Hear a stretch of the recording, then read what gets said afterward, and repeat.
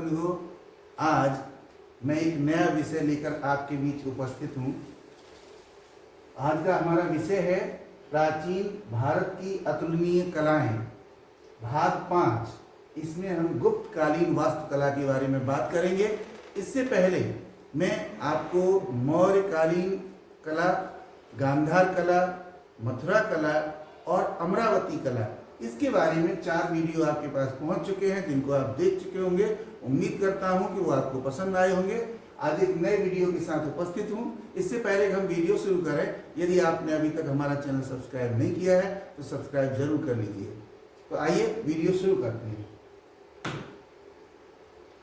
प्राचीन भारत की जो कलाएं हैं वो बहुत ही अद्भुत हैं, अतुलनीय हैं, और इनमें से गुप्त काल की कलाएं बहुत ही प्रसिद्ध हैं, क्योंकि गुप्त काल में जीवन के प्रत्येक क्षेत्र में बहुत विकास हुआ था।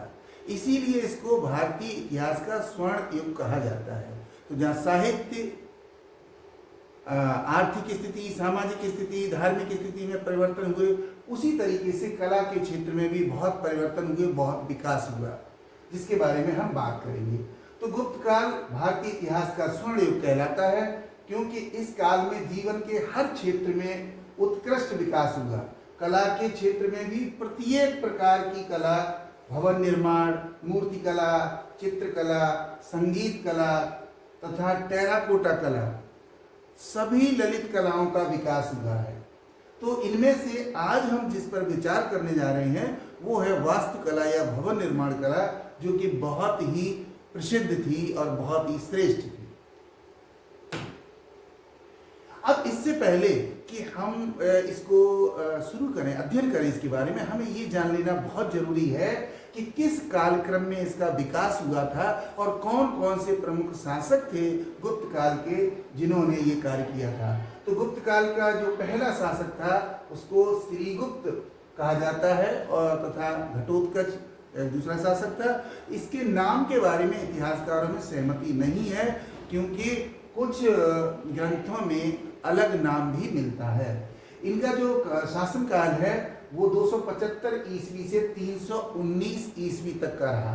इसके बाद चंद्रगुप्त प्रथम 319 ईस्वी से 350 ईस्वी तक, समुद्रगुप्त जिसको कि भारत का नेपोलियन कहा जाता है 350 ईस्वी से 375 ईस्वी तक। इसके बाद चंद्रगुप्त द्वितीय, या जिनको विक्रमादित्य की उपाधि प्राप्त थी, 375 से 415 ईस्वी तक। कुमारगुप्त प्रथम 415 से 455 ईस्वी तक। स्कंदगुप्त 455 से 467 ईस्वी तक। पुरगुप्त 467 ईस्वी से 473 ईस्वी तक इन्होंने शासन किया।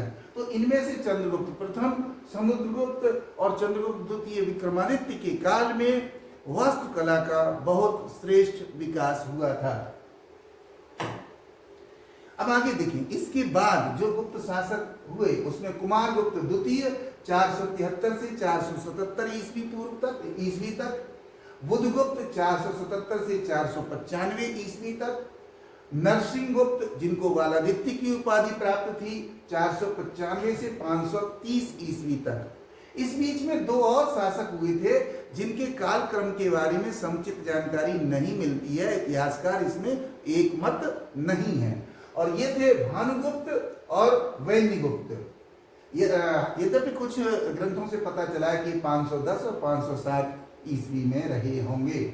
इसके बाद कुमारगुप्त तृतीय 530 ईस्वी से 543 ईस्वी तक, और विष्णुगुप्त 543 ईस्वी से 550 ईस्वी तक। तो विष्णुगुप्त जो थे वो अंतिम शासक माने गए हैं।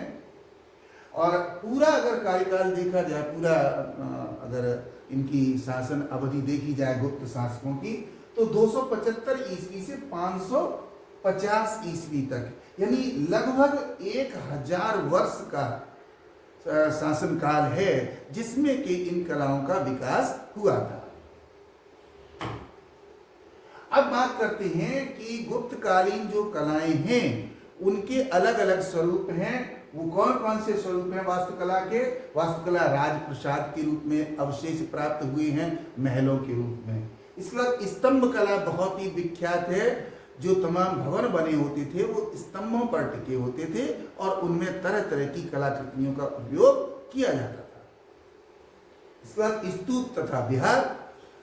गुप्त काल के अंदर अगर धार्मिक दृष्टि से देखा जाए तो जो बौद्ध काल का अंतिम चरण था, यद्यपि बौद्ध काल का पतन शुरू हो चुका था बौद्ध धर्म का, और हिंदू धर्म फिर से जागृत हो गया था, और कुछ स्थानों पर जैन धर्म की भी विचारधारा चल रही थी। तो इस तरीके से हिंदू धर्म की बहुत सारी कलाकृतियां मिलती हैं, उदाहरण मिलते हैं। बौद्ध धर्म के भी स्तूप और विहार मिलते हैं, चैत्य भी मिलते हैं कुछ स्थानों पर, और कुछ स्थानों पर जैन कलाकृतियां भी मिलती हैं। इसके बाद सबसे खास बात है कि इस समय जो कला का विकास हुआ वो गुफाओं और मंदिरों में हुआ।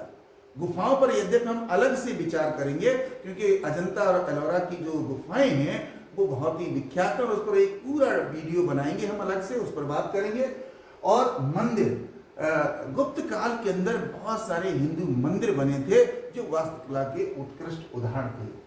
अब इनमें से कुछ 4-5 हमने इसकी विशेषताएं यहाँ पर लाए हैं। इनका आकार गोल होता था, जो इमारतें बनाई जाती थी उनमें ज्यादातर आकार गोल होता था कलाकृतियों का।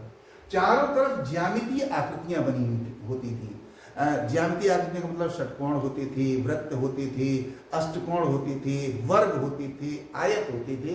ये ज्योमेट्रिकल उनकी स्थिति थी। इसके बाद जैसे षटभुज, अष्टभुज के रूप में पत्थर पर आकृतियों का अंकन किया गया था। जो कलाकृतियां थी वो उकेरी गई थी पत्थरों के ऊपर। मेहरौली का लौह स्तंभ अद्वितीय है। कुछ स्थानों पर लोहे का उपयोग भी दृष्टिगोचर होता है, जिस तरीके से मेहरौली का लौह स्तंभ है। मेहरौली जो इस समय दिल्ली में है, उस समय एक महत्वपूर्ण स्थान हुआ करता था। इसके बाद भिलषद, कहोम, ऐरण, भीतरी स्तंभ वास्तुकला के प्रतीक हैं। ये तमाम वो जगह हैं जहां पर वास्तुकला के उदाहरण मिलते हैं, जिन पर हम आगे अभी विचार करने वाले हैं। इस समय अगर देखा जाए तो चंद्रगुप्त, स्कंदगुप्त, भानुगुप्त, बुधगुप्त तथा कुमारगुप्त के द्वारा बहुत सारी कलाकृतियां बनवाई गई थी। अब आइए गुप्तकालीन जो मंदिर और महल हैं उनकी क्या विशेषताएं हैं तो देखें। मंदिरों तथा महलों का निर्माण ऊंचे चबूतरों पर होता था। कहने का मतलब जो मंदिर बनाए जाते थे या महल बनाए जाते थे तो वो एक ऊंचे चबूतरे पर बनाए जाते, प्लेटफॉर्म पर बनाए जाते थे, और चारों तरफ सीढ़ियां होती थी। उनके चारों तरफ उतरने के लिए सोपान या सीढ़ियां बनाई जाती थी। छतें चपटी होती थी।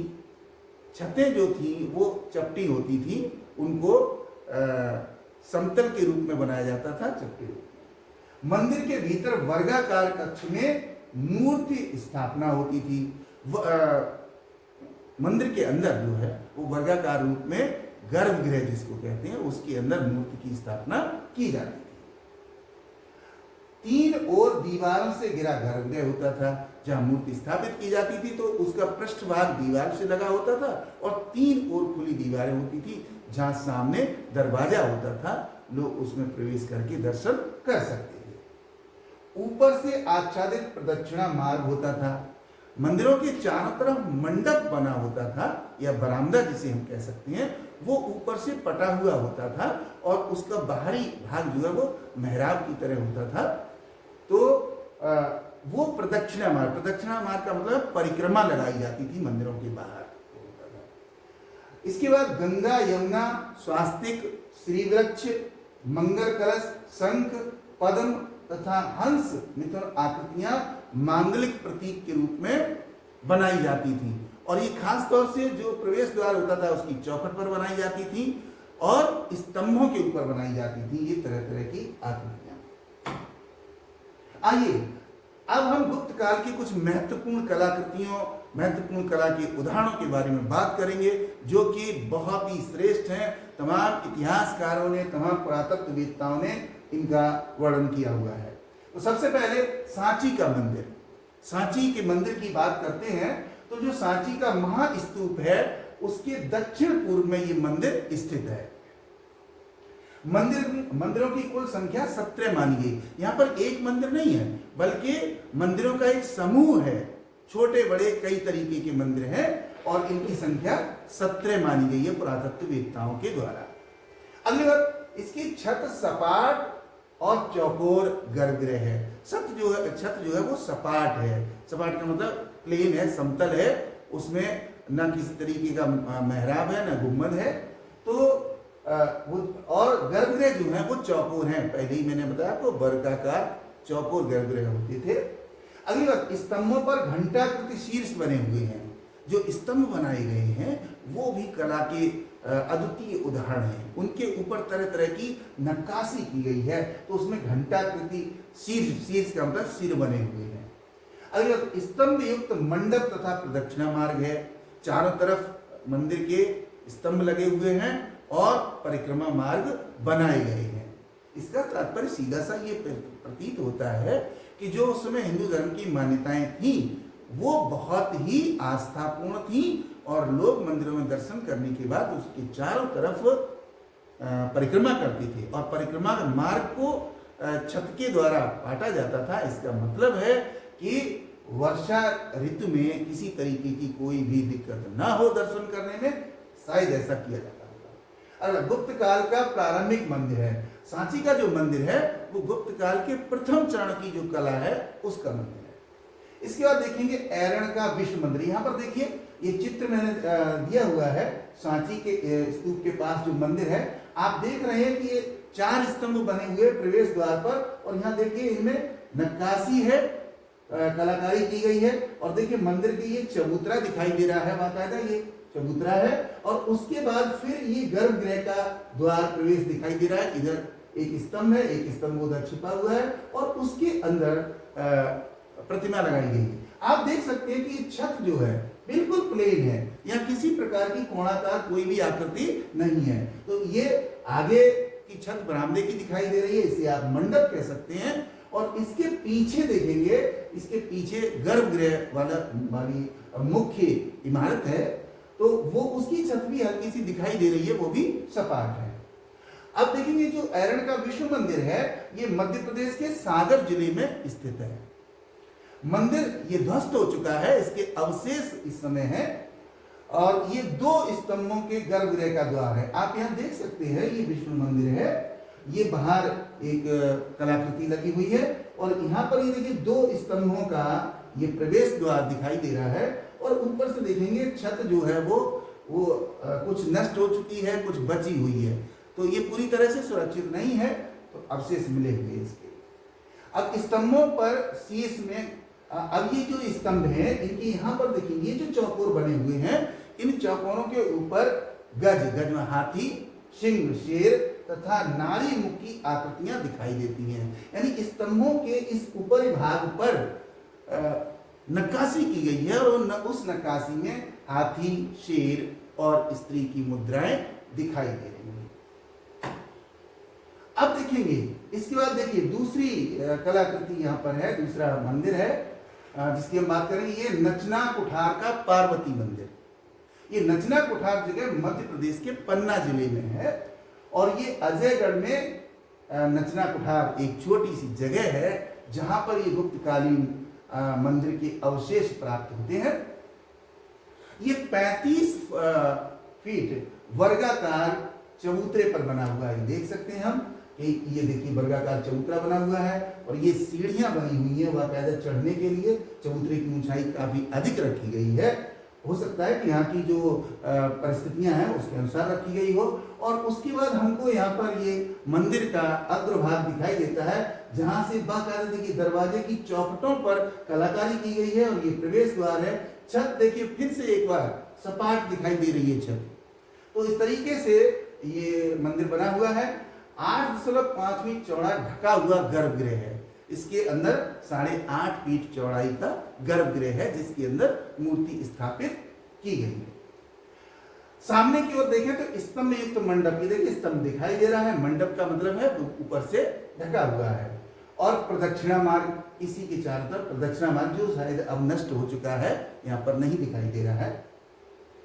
चढ़ने के लिए सोपान है, आप देख रहे हैं ये चढ़ने के लिए सोपान बनाए गए, सीढ़ियां बनाई गई हैं।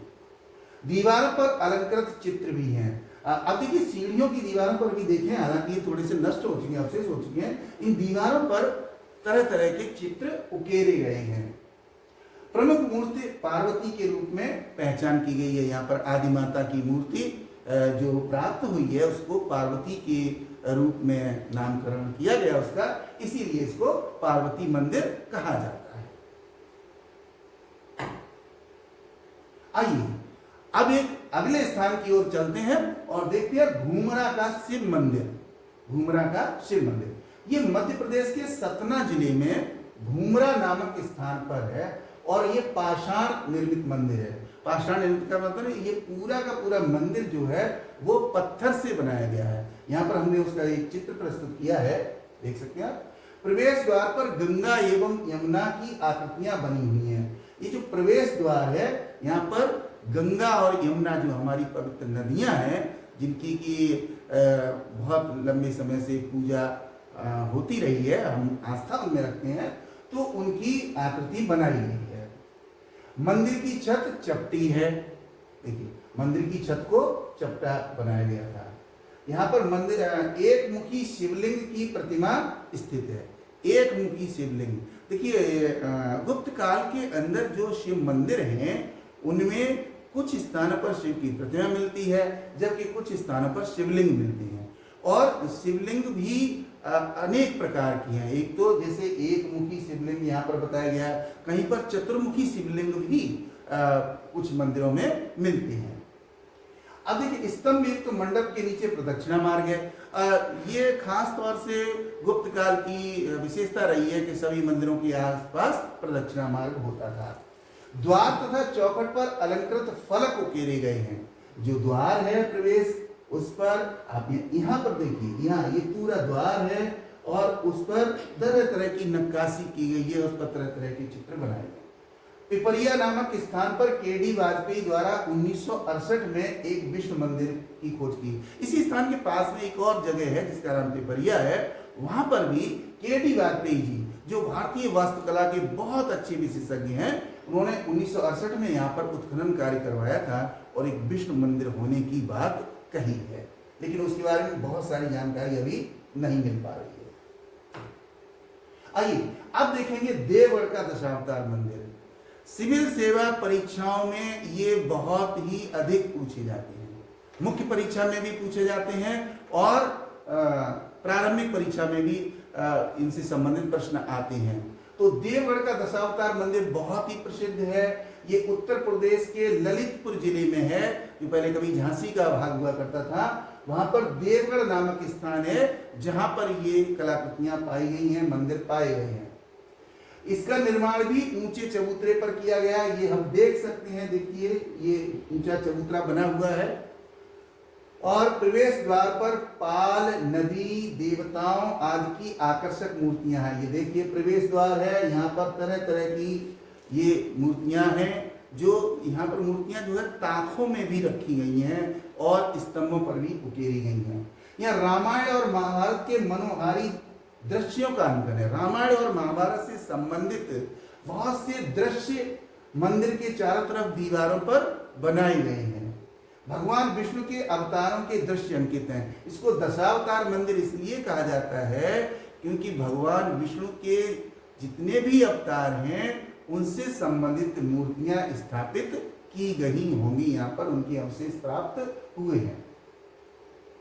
और इसके बाद गुप्त कालीन वास्तुकला का ये अनुपम उदाहरण, इसमें आप देख रहे हैं कि नीचे से लेकर के ऊपर तक बहुत सारी कलाकारी की गई है, नक्काशी की गई है। ऊपर ये अवशेष हैं, इनके बारे में कोई बहुत स्पष्ट जानकारी नहीं प्राप्त होती है। अब देखेंगे भीतरगांव का मंदिर। यह भी सिविल सेवा परीक्षा में अक्सर पूछा जाता है। भीतरगांव का मंदिर उत्तर प्रदेश के कानपुर जिले में स्थित है। ये वर्गाकार चबूतरे के ऊपर बना हुआ है। ये देखिए भीतरगांव मंदिर का यहाँ पर चित्र दिया गया है। ये पुरातत्व विभाग के द्वारा शिलापट लगा हुआ है जिस पर पूरी जानकारी लिखी गई है। आप यहाँ देख सकते हैं कि आगे ये हरी भरी घास है जो जाने का रास्ता है और ये देखिए प्लेटफॉर्म में नीचे चबूतरा बना हुआ है जिसके ऊपर ये मंदिर बना हुआ है। आप इसकी विशेषताएं देख सकते हैं। ये जगह जगह पर ताक बने हुए हैं, एक क्रमबद्ध तरीके से ताक बने हुए हैं, ताकों में नक्काशी है और इन ताकों के अंदर ये देखिए मूर्तियां भी दिखाई दे रही हैं, इनमें मूर्तियां स्थापित की गई हैं। इसकी खास विशेषता ये है कि ये एक पिरामिड की तरह इसको विकसित किया गया था। आप देख रहे हैं नीचे से ऊपर की तरफ चलते हैं तो इसकी चौड़ाई कम होती जाती है और ऊपर जाकर, लेकिन ऊपर जाकर के आप देखेंगे कि ऊपर की जो छत है वो फिर से सपाट कर दी गई है।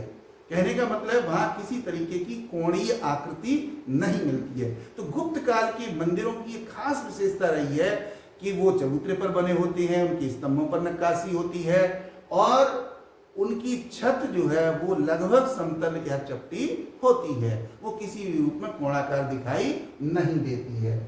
देखिए गर्भगृह वर्गाकार और चारों तरफ मंडप है, जिस तरीके से ये अंदर इसके गर्भगृह है जहां पर प्रतिमा स्थापित की गई है।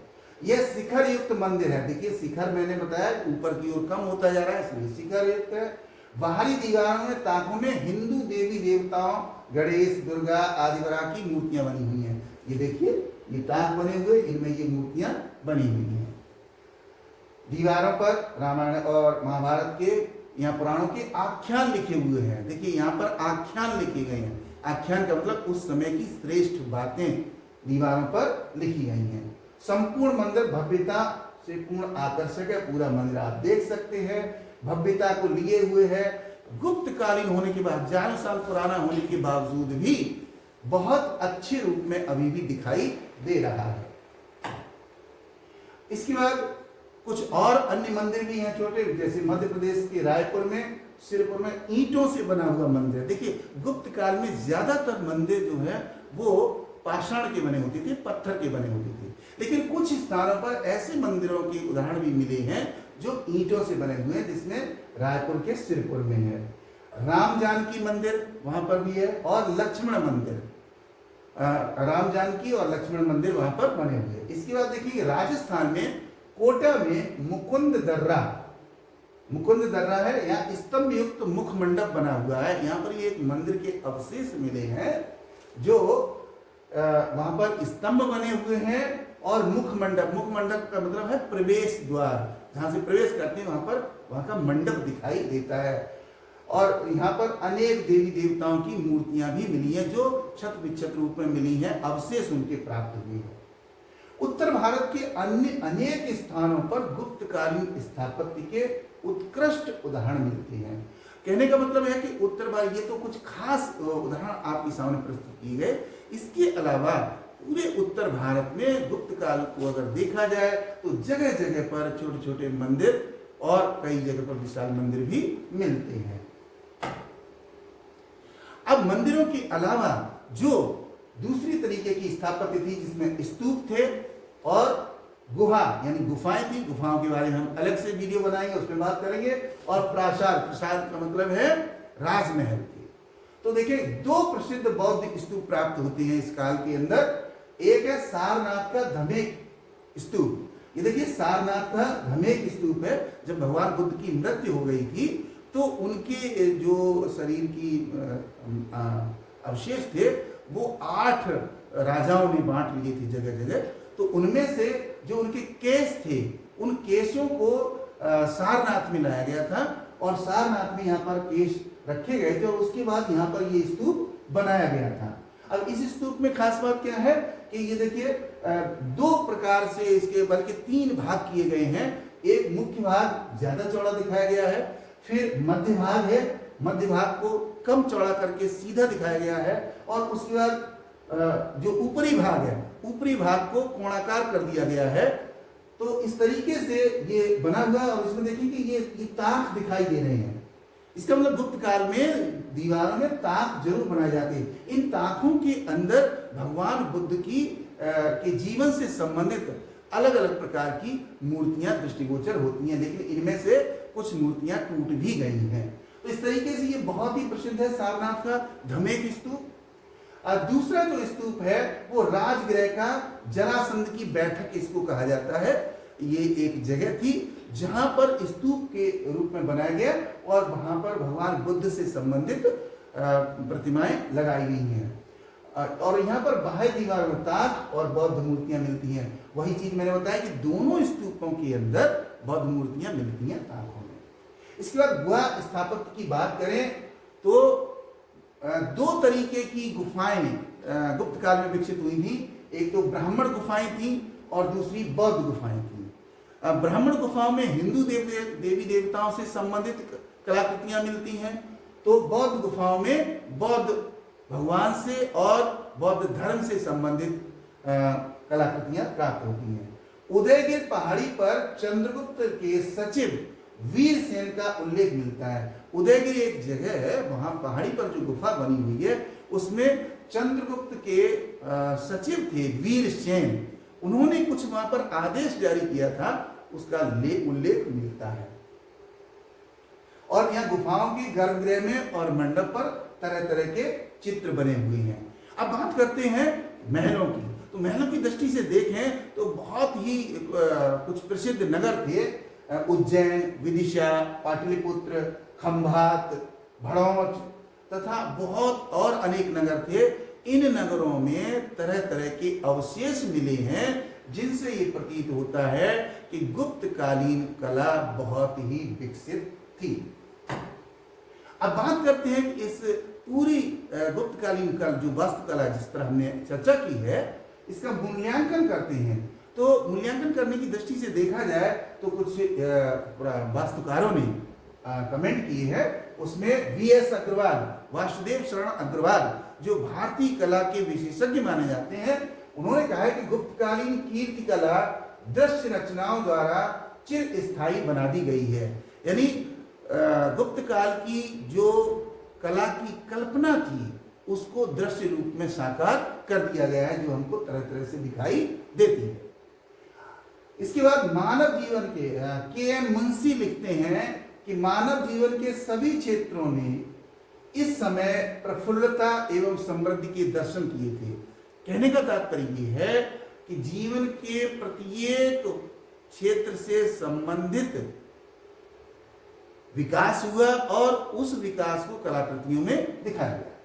इसी प्रकार से पर्सी ब्राउन, जो कि सारी दुनिया में बहुत अच्छे वास्तुकार माने जाते हैं और वास्तुकार की ज्ञाता माने जाते हैं, उन्होंने बहुत अध्ययन किया है। इसके बाद आर.डी. बनर्जी, राखालदास बनर्जी, जो भारत के पुरातत्ववेत्ता हैं, ई.वी. हावेल, अंतर्राष्ट्रीय पुरातत्ववेत्ता, सी. कार, रॉबिन्सन और बी.ए. स्मिथ, ये वे लोग हैं जो इतिहासकार हैं और वास्तुकार हैं जिन्होंने गुप्त कालीन कला की भूरी भूरी प्रशंसा की है और इसे अद्वितीय और अतुलनीय बताया है। तो इस तरीके से मैंने आप तक गुप्त कालीन वास्तुकला की कुछ जानकारी आप तक पहुंचाई है। उम्मीद करता हूं कि आपको वीडियो पसंद आया होगा। अगर पसंद आया है तो लाइक कर दीजिए और शेयर कर लीजिए, और ध्यान रखिए कि बराबर आप हमारे वीडियो देखते रहिए। ऐसे ही एक से एक बढ़िया वीडियो हम आपके लिए लाते रहेंगे। पढ़ते रहिए, आगे बढ़ते रहिए। Best wishes to all of you. Thank you very much. Good luck, good bye.